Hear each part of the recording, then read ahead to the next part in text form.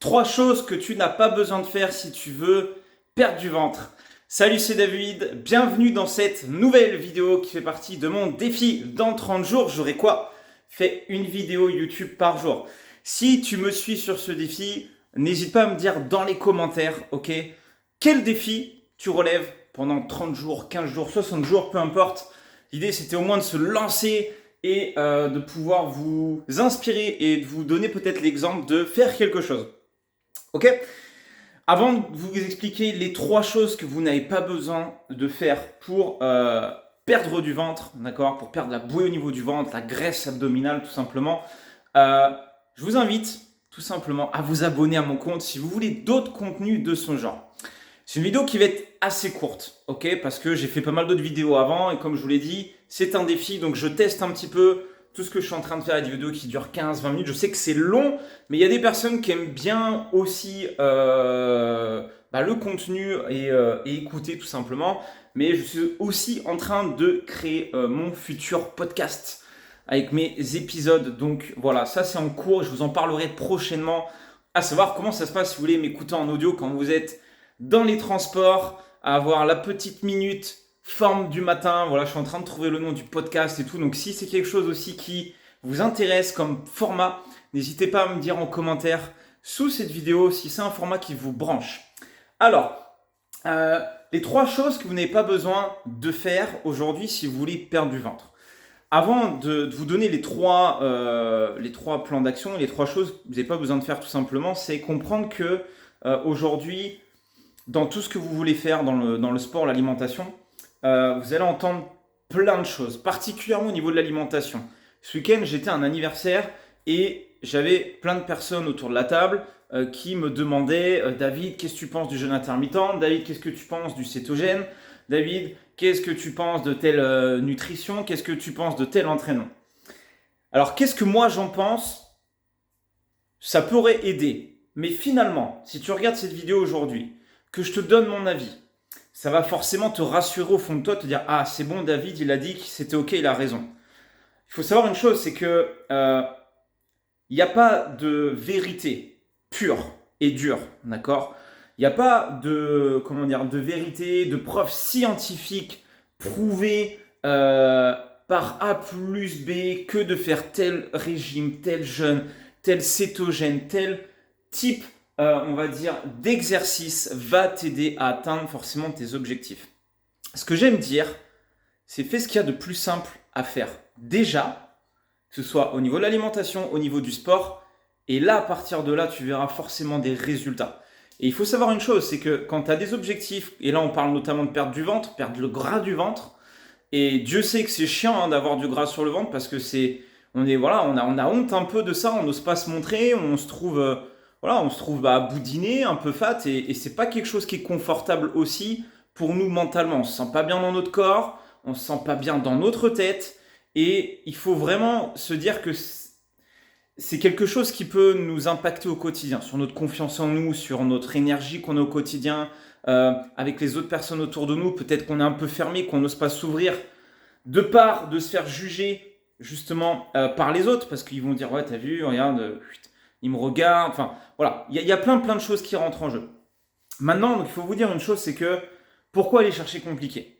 Donc moi je vais vous donner trois choses que vous n'avez pas besoin de faire si vous voulez perdre du ventre. Ok?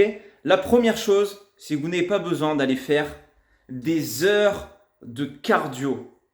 D'accord? Vous n'avez pas besoin d'aller courir pendant des heures. Et ça, c'est un thème que j'ai pas mal abordé ce week-end, notamment avec les mecs, ok, qui voulaient globalement, hein, on sait, on arrive à la quarantaine, on prend du bide, on fait plus attention à ce qu'on mange, on a le boulot, on a eu les enfants, on s'est laissé aller, on faisait peut-être du sport avant, et on se dit merde, je pourrais plus récupérer le physique que j'avais peut-être avant, ok, ou que j'aimerais bien obtenir, tout simplement.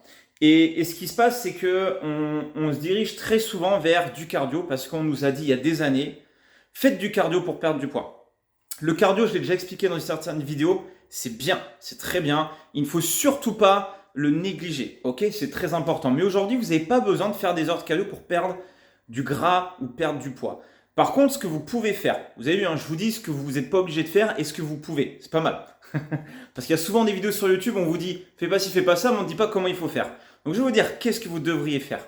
de mon point de vue, ce que vous devriez faire dans un premier temps, ok, c'est de faire du renforcement musculaire, d'aller muscler votre corps. Pourquoi? Parce que si vous ne musclez pas votre corps, tout simplement, eh bien vous allez avoir un métabolisme toujours aussi lent. Vous avez déjà vu des mecs musclés, vous les voyez manger, ils éliminent bien. Alors après, ils ont une diète aussi globalement équilibrée. Eh bien, c'est tout simplement qu'ils ont aussi une masse musculaire assez importante. Je ne parle pas de devenir bodybuilder, loin de moi, mais plus vous allez augmenter votre masse musculaire, plus votre corps va pouvoir brûler, d'accord, davantage. Mais ça va jouer aussi sur l'alimentation. Ok, donc faire du cardio pendant des heures, c'est bien aussi en complément. D'accord? Alors, je me suis trompé en vous disant pendant des heures, vous avez entendu ce que je vous ai dit. Vous n'êtes pas obligé d'en faire pendant des heures, mais vous pouvez le compléter en plus des séances de renforcement musculaire. Et ça, c'est ce qui est cool dans ces vidéos où c'est totalement authentique, c'est que je coupe pas au montage. Il n'y a pas de montage. La deuxième chose que vous n'avez pas besoin de faire, c'est d'aller travailler les abdos tous les jours. Ok, j'en vois très souvent quand je vais à la salle qui veulent travailler les abdos. Et parfois, ça m'est arrivé des gars qui me disent: ouais, David, on se connaissait pas, mais qui me dit: ouais, toi, tu fais quoi comme genre d'exercice? Nanana. Moi, je fais 4 séries de 15, je fais ça tous les jours, je fais du gainage en plus, je fais un peu stomach, vacuum et tout. Ok. T'as pas besoin d'en faire tous les jours. Moi, pour te dire, globalement, sur toutes mes séances que j'ai pu faire là ces derniers mois, je le fais en général peut-être 2 à 3 fois par semaine. Ok, en complément de ce que je fais dans mes séances. Mais parfois, ça m'arrive sur certains cycles, pendant peut-être 3-6 mois, où je ne travaille absolument pas en spécifique mes abdos. Ok, parce que ton corps, en fait, quand tu vas faire des pompes, du squat, quand tu vas faire des tractions, quand tu vas soulever un peu de poids, des choses comme ça, bah en fait, tes abdominaux, c'est la base de ton corps. C'est la base de ton corps. Ok, et donc, ils vont forcément être impliqués dans tout ce que tu vas faire. Okay, donc tu n'as pas besoin de les travailler pendant des heures. Si déjà tu fais un peu par exemple du soulevé de terre, tu fais des pompes, développé couché, des tractions, des squats, eh bien ils travaillent, d'accord? Tu n'as pas besoin d'aller les surcharger derrière. Par contre, ce que tu peux très bien faire, c'est faire ce que moi j'adore faire, c'est les séances de pilates, d'accord? Avec la respiration, où on va aller chercher plutôt à travailler les muscles profonds. Et je vous ferai une prochaine vidéo où je vous expliquerai un petit peu comment faire. Ok? Donc, pas besoin de faire des abdos tous les jours, ça c'est dit. Ok? Maintenant, la dernière chose, tu n'as pas besoin, ok, tu n'as pas besoin de faire du sport tous les jours. Et oui, parfois on me dit: ok David, il faut que je fasse combien de séances par semaine? Il faut que j'en fasse 4, 5, 6. Je dis: wow, tranquille. Est-ce que tu te sens capable de tenir 5-6 séances par semaine tout le long de ta vie? Oui ou non? Je suis pas sûr. Ok, tu as les week-ends inclus. Les week-ends, des fois, ça arrive, on va faire un petit peu la fête, comme moi le week-end dernier. Et j'ai fait que 3 séances cette semaine. Et c'est ok en fait. 3 séances, ça suffit largement pour obtenir des résultats. Tu peux même partir sur 2 au départ. Surtout si tu démarres, si tu débutes. Commence facilement. Rappelle-toi ce que je t'ai dit au début de la vidéo. Facile. Ok? Plus c'est clair, plus c'est facile, plus tu vas pouvoir prendre plaisir à faire les choses et plus tu vas pouvoir l'optimiser par la suite. Ne cherchez pas à vouloir compliquer les choses dès le début, à vous poser 10 000 questions. Est-ce que je devrais calculer mes macros? Ok. Est-ce que je devrais mettre 1,8 ou 2 grammes de protéines par poids du corps? Ok. Est-ce que je devrais travailler plus les fessiers ou plus le fessier moyen? Ok. Ça, c'est des questions que tu pourras poser si tu as un coach, ok, que tu pourras te poser à partir du moment où tu auras mis déjà le pied dans les starting blocks. Ok. Il y a toujours un début. Commencez facile. Ok, donc pas besoin de faire de séance tous les jours. Moi, ce que je vous conseille, c'est de commencer sur une base qui vous semble facile. Pourquoi? Parce que si vous fixez un objectif trop difficile et que vous n'y arrivez pas, vous allez vous frustrer. Vous allez vous dire: vous avez vu, je suis nul.